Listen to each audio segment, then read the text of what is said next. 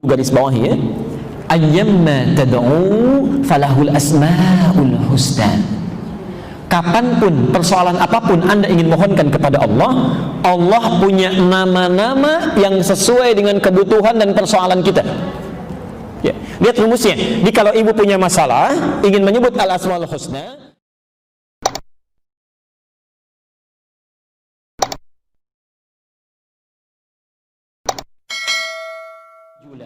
kemudian Nabi mengisahkan tentang seorang laki-laki yutilus safara, dia menempuh satu perjalanan panjang menuju Allah. Saya informasikan singkat, kalau ada di antara bapak dan ibu ingin melakukan perjalanan, dilakukan karena Allah, misal umrah ya, atau mau taklim, ini ikut taklim itu kan karena Allah ya.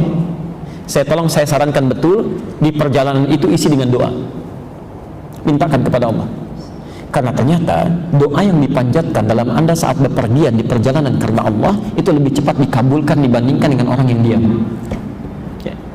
Terutama saat bapak ibu ikut ta'lim ini, itu hadisnya langsung di 3 kitab hadis Bu Pak. Ada di hadis Muslim nomor hadis 1389,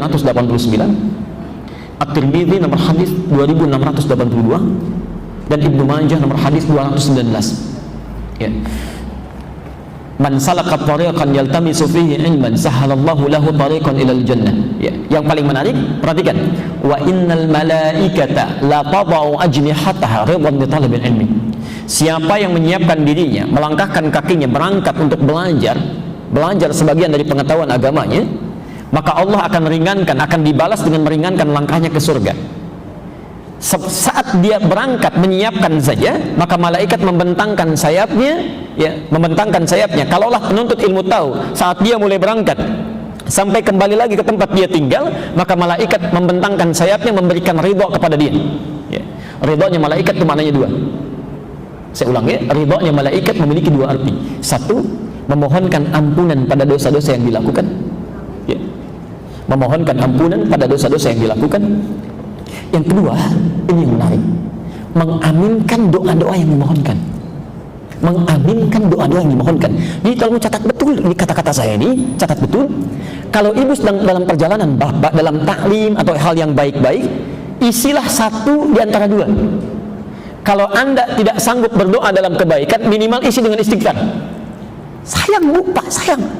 Karena setan itu begitu cerdas, itu setan itu jenius itu ya. Dia tidak ingin kehilangan peluang untuk menggoda seorang hamba, seorang anak manusia ya. Sudah capek-capek menggoda, tiba-tiba diampuni oleh Allah, dia palingkan itu ya.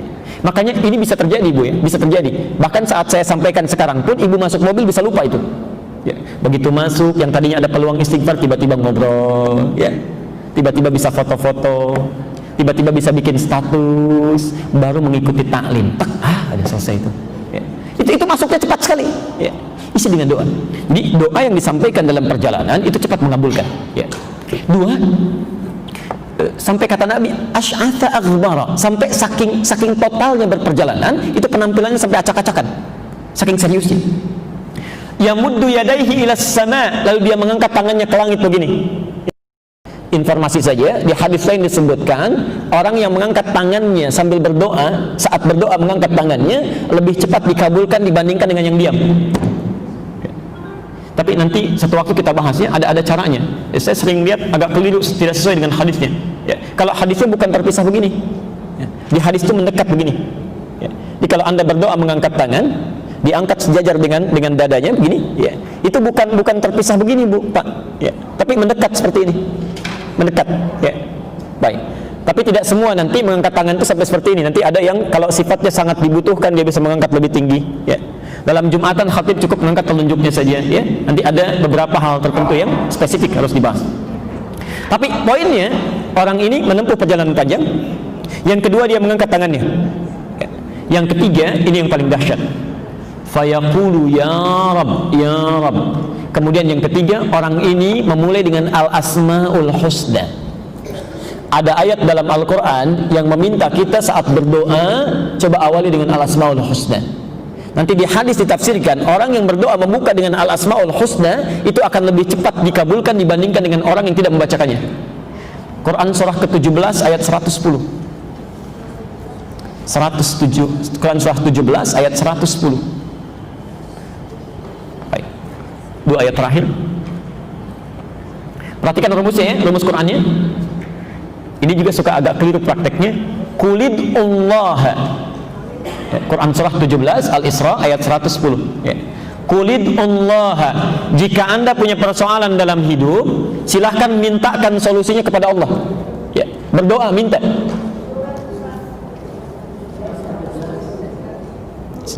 Surah Al-Isra, surah ke-17 ayat 110. Qulidullah. Jika Anda punya masalah dalam kehidupan, silahkan berdoa kepada Allah, sebut namanya. Ya. Awid Ar-Rahman. Yang menarik, ini yang paling penting, tolong ibu garis bawahi ya. Ayyamma tad'u falahul asma'ul husna. Kapanpun, persoalan apapun Anda ingin mohonkan kepada Allah, Allah punya nama-nama yang sesuai dengan kebutuhan dan persoalan kita. Ya. Lihat rumusnya. Jadi kalau ibu punya masalah, ingin menyebut al-asmaul husna, kata Allah nggak usah disebut semuanya. Cari saja nama-nama Allah yang sesuai dengan kebutuhan kita. Ya. Misal, ada orang yang sedang terkena kesulitan, sulit luar biasa, cukup sebut namanya satu, Ya Al-Fattah, Ya Allah, Ya Al-Fattah, Ya Al-Fattah, Ya Al-Fattah, minta. Ada orang butuh rezeki, sebut namanya Ya Razzaq, Ya Razzaq, Ya Razzaq. Ya. Ada orang yang diusili, diganggu oleh orang lain, sebut namanya Ya Al-Jabbar, Ya Al-Jabbar, Ya Al-Jabbar. Ya. Saat ada musibah, ingin diberikan kesabaran, sebut namanya Ya Sabar, Ya Sabar, Ya Sabar. Ya. Tidak perlu semuanya, sebut yang terkait dengan kebutuhan kita saja. Ya. Tapi kalau ibu tidak mampu menemukan kalimat yang kira-kira kita hafal sesuai dengan kebutuhannya, sebut nama puncaknya, Ya Rabb, Ya Rabb, Ya Rabb. Ya. Karena itulah dalam berdoa di Quran seringkali kita menggunakan kalimat Rabb, Rabb, Rabb, Rabb. Ya. Doa paling favorit apa di Quran? Rabbana atina fid dunya hasanah wa fil akhirati hasanah. Itu Al-Baqarah ayat 201 itu ya. Doa apa itu? Doa sapu jagat ya. Doa sapu jagat, ada doa sapu nggak ada jagatnya, ada doa jagat nggak ada sapunya. Cuma orang kita aja yang tahu itu ya. Baik, kembalikan pelan-pelan, kita akhiri. Orang ini melakukan ketiganya, menempuh perjalanan panjang, mengangkat tangannya, dan yang terakhir menyebut puncak al-asmaul husna, Ya Rabb, Ya Rabb. Yang mengejutkan, dikomentari oleh Nabi, anna yustajabu lidzalik. Doanya mustahil akan terjawab. Mustahil akan terjawab. Kenapa? Maaf, famat'amu haramun. Karena makanan yang masuk ke dalam mulutnya itu haram. Wa mashrabu haramun, minumannya haram. Bahkan wa malbasu haramun, pakaiannya haram. Ya.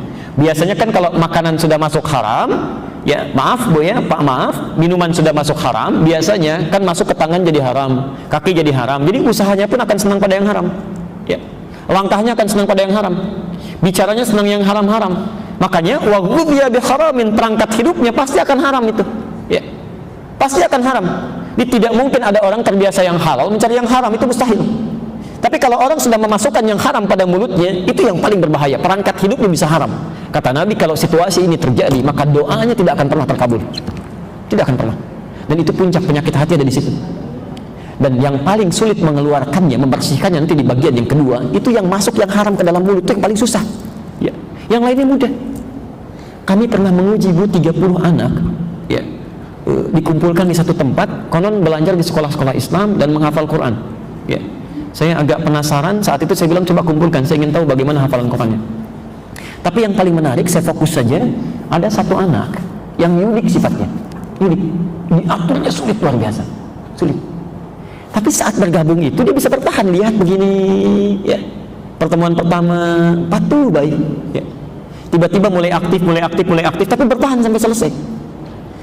Saya agak kebingungan, kok bisa ya, orang tuanya soleh luar biasa, ibunya solehah, rajin mengaji, baik ya, ayahnya juga baik, masya Allah teduh orangnya. Saya pikir ini ada yang tidak tepat ini, tidak nyambung ini.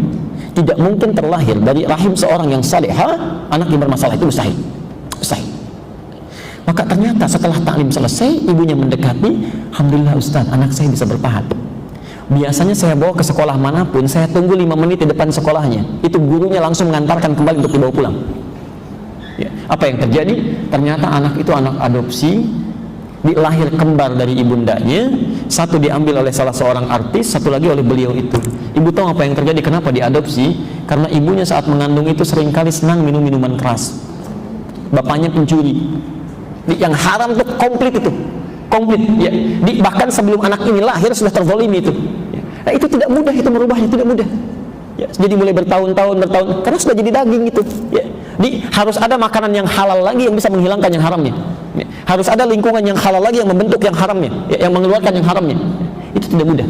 Karena itu saya pesankan betul Pak, mohon izin, mohon maaf sebesar-besarnya, demi Allah saya katakan, jangan pernah bawa secuil pun yang haram dalam kehidupan, karena fatal akibatnya, fatal. Bapak bawa rezeki yang haram dimasak oleh ibu, yang makan bukan 1-2 orang, bisa banyak orang ya. Atau setidaknya ibu pun mendapatkan yang haram dalam kehidupan diterapkan pada anak, itu sangat berbahaya, sangat berbahaya. Bukan hanya akan menghambat kecerdasannya, tapi yang berbahaya itu akan menghambat keimanannya dan kedekatannya dengan Allah Subhanahu wa taala. Percuma Anda punya anak jenius tapi bisa maksiat dalam kehidupan ya. Itu yang paling berbahaya. Saya kira itu bagian yang pertama yang kita akhiri sampai di sini.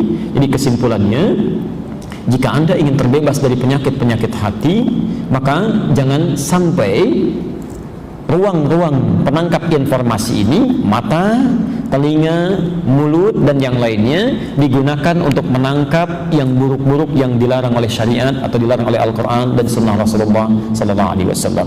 Maaf, kelihatannya seperti mudah, tapi prakteknya tidak semudah yang diucapkan ya. Karena mulai bangun pun ibu bisa mendengar sesuatu yang salah, mulai lihat TV sudah bisa melihat yang keliru ya. Mulai keluar dari masjid ini pun bisa memandang sesuatu yang tidak tepat ya.